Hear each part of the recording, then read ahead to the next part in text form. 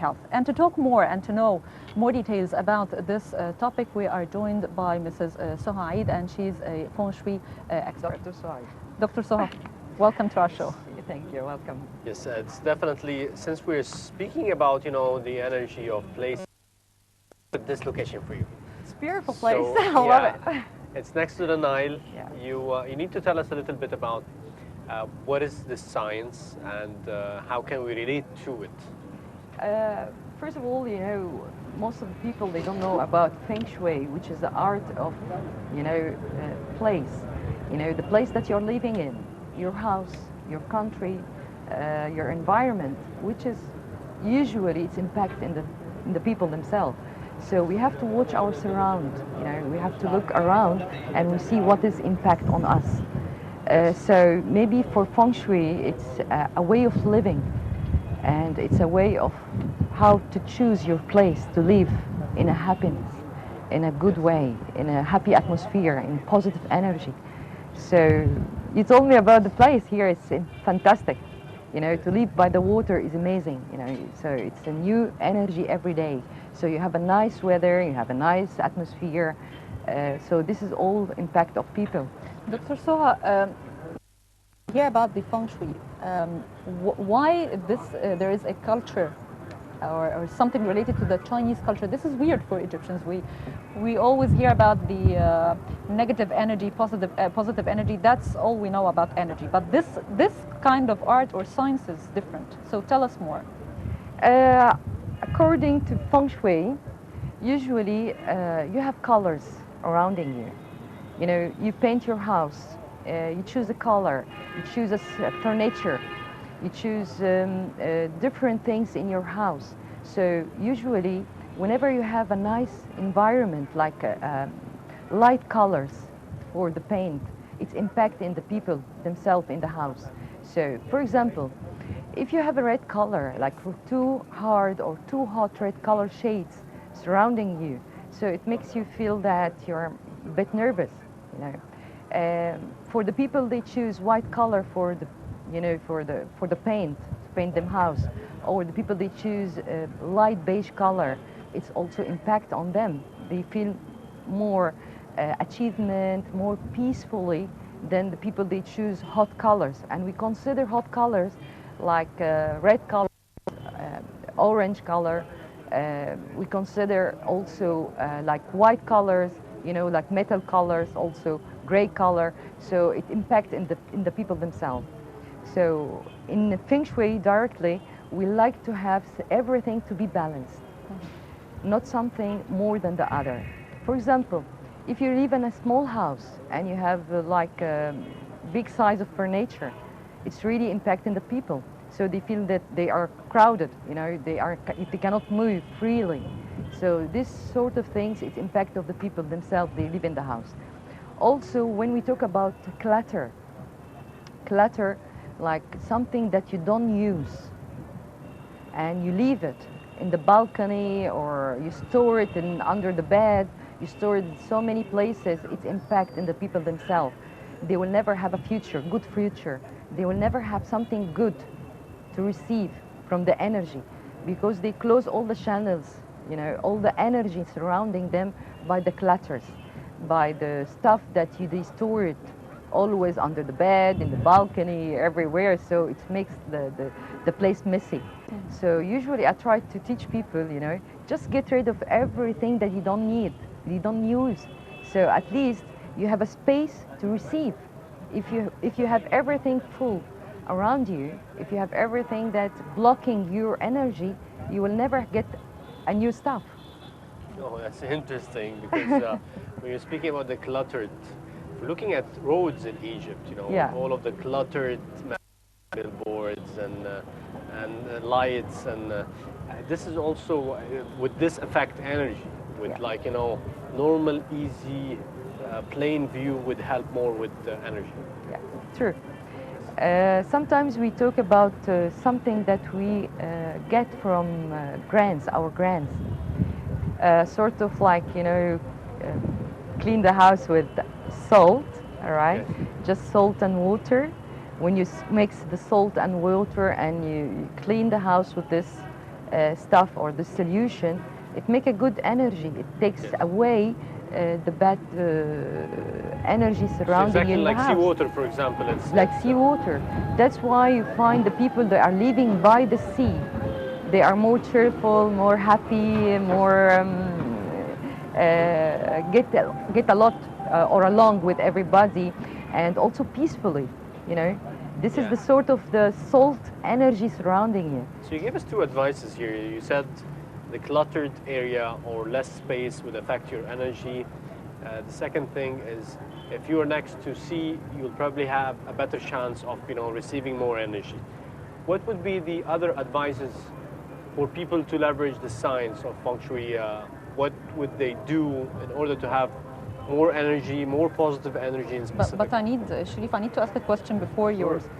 Speaking about furniture, most of the Egyptians are, I don't know, culture, or if you go to their houses, as you said, and as you're speaking of furniture, they have lots of stuff in their house, and some experts say that it gives them kind of safety, a kind of comfort, their comfort zone.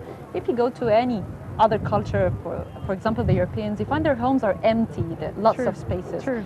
So, is this true?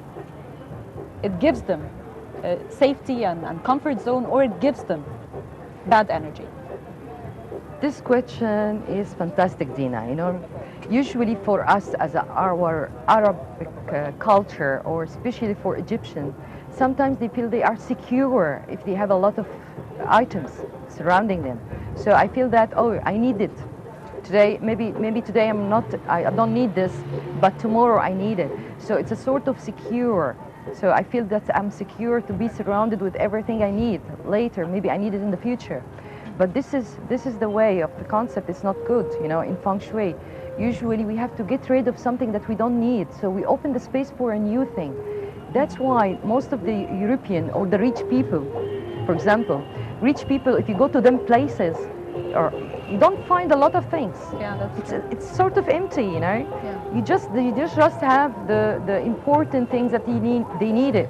Not from everything you have plenty.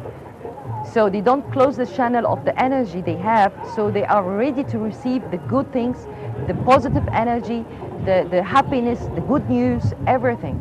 Yeah. This is the type of people, you know, like we consider that poor house and rich house. Poor house usually it's empty, just you have the basics.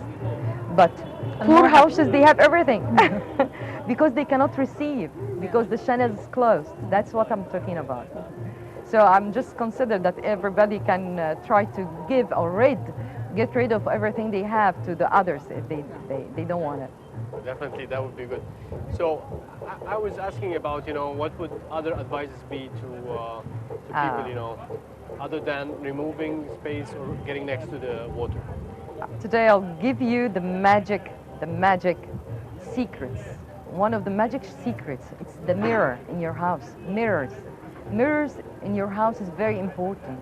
Usually people, whenever they look to the mirror, right, they try to look to themselves like, oh, I'm good, I look beautiful, or do you have something upsetting me in my face, or usually if you look to the mirror, try to look positively.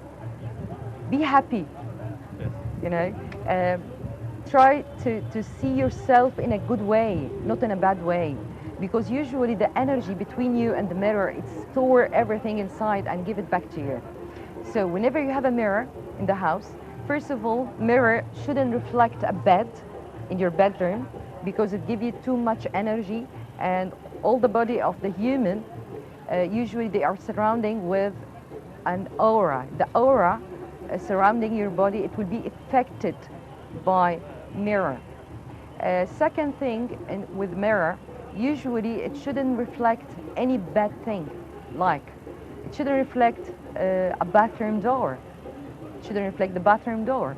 It shouldn't reflect the mirror anything which is like not nice things, you know, like clutters. Mirror shouldn't reflect anything which is sad. So usually whenever you have a mirror in your house, it should reflect a very nice picture. They usually say that mirror colors bring that spirits to, Yes. to the house. True. I don't know if this is true or not. What about the plants in the house? Yeah. If we fill our house with plants, Yeah. is it good Yeah, for true. it brings It's good alive. energy? It's a sort of life, you know. It's life. If you have a plants, green plants surrounding you, it's life. You'll be so happy to have plants in your house. So usually plants give you the energy that you are still alive. You can talk to the plants, you know. You're watering it, so it's alive. So whenever you surround yourself with any green stuff like plants, it's sort of life, and I'm there, I'm positive, I'm happy. So usually I'm considering this sort of plants. Yes.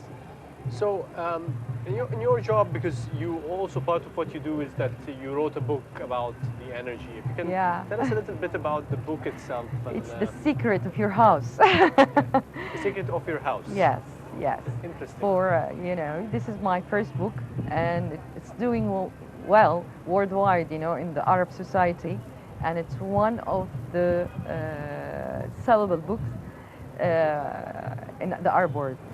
What is it about?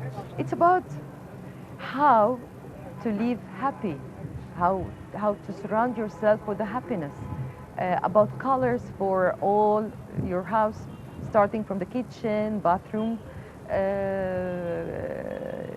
dinner table, size, chairs, everything about your house. So I start writing about each room in a detail regarding colors, regarding size, regarding mirrors, regarding everything. Plus, what about the, you know, I'm talking about the grands. You know, our grands, they told us about a lot of things and we just forget about it. But we need to get them back again to our life, you know, especially for the salt, for the mirror, so many things, you know, our grands were talking about it, especially also the plants. Usually for people, they would like to buy a house for our grands, they bring a plant with them and leave it in the house, for example, for 3 days.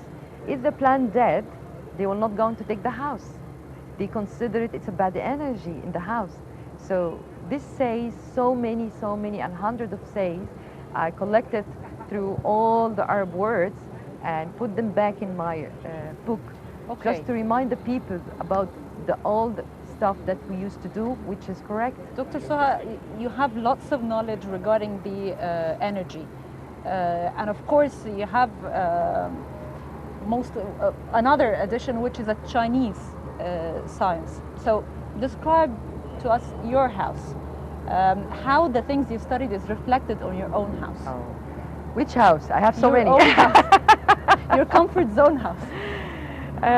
For example, I have a house here in Egypt, in Cairo, in October City, by the way.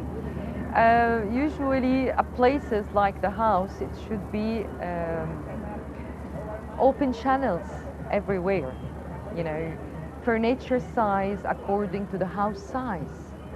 That's what I like in my house in Egypt, in Cairo. I have another house which is in Sharm el-Sheikh, because I'm always in Sinai, in Sharm el-Sheikh. You're living there? I'm living there, yeah. So my house is in Sinai, which is the lovely one I love because it's by the sea, so I get the energy from the water, right? For example, people, they are not living by the sea, they still can get the good energy. By fountain, they put fish tank, they can have flowers, they can have colors, which is very light colors, like European color. They like the beige color. The beige color we consider as earth element, you know. The earth element, it's very stable, give you a stability. You feel it's my home. So plain color for the wall, because we have a lot of colors. The sofa with color, exactly. Cushion with color, we have curtains with color. So imagine if you have a lot of colors everywhere, you will feel really and bad. Simplicity is also, I guess simplicity is also important for that. Yeah. Making the home simple. Simple, yeah. be simple. Simple is the best. Dr. Soha, first time to have a guest talking about what he's learned as if he's drawing an image. I feel that you're drawing an image. We are really interested to hear more about what you've learned and what you know about the Feng Shui, but actually we ran out of time, so thank you very much, Dr. Soha Eid, and you are a Feng Shui expert. Thank you very much. Thank you very much. Pleasure to meet you. Thank you. Let's move now to this short break and returning back with more. We remind you that you can always join us, interact with us on our social media channels. You can find us Nile Cruise and Nile TV on YouTube, Twitter, and also Facebook and Google+. So send us any questions or comments that you may have.